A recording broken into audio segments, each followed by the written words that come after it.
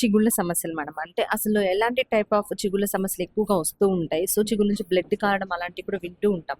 So, వాటికి తీసుకోవాల్సిన జాగ్రత్తలు వాటి గురించి. సో ఇందాక చెప్పాను కదా ఫస్ట్లో, ఎప్పుడైతే పేషెంట్స్ వస్తారో పళ్ళు కదులుతున్నాయని, ఆ క్లీనింగ్ అనేది స్కేలింగ్ అనేది చేయించుకోకపోవడం వల్ల ఆ గార పట్టడం అనేది పళ్ళకి ఎక్కువైపోయి సో అలా చిగుళ్ళ సమస్యలు యూజువల్గా వస్తూ ఉంటాయి.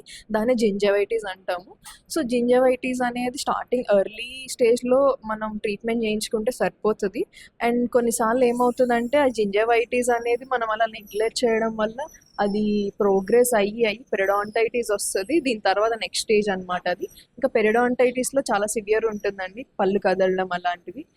సో ఇవన్నీ పెరిడాంటైటిస్ వరకు మనం తీసుకెళ్ళకూడదు అనుకుంటే ఇనీషియల్ స్టేజ్లో జింజాబైటిస్ స్టేజ్లోనే పళ్ళు క్లీనింగ్ చేయించుకోవడం, అవసరమైన toothpaste, gum paints use చేయడం అలాంటివి కంపల్సరీ చేయాలి. మీకు ఎప్పుడైనా చిగురులోంచి బ్లడ్ వస్తుందంటే వెంటనే డెంటిస్ట్ని విజిట్ చేయడం, కావాల్సిన ట్రీట్మెంట్ చేయించుకోవడం అనేది చేయాల్సి ఉంటుంది.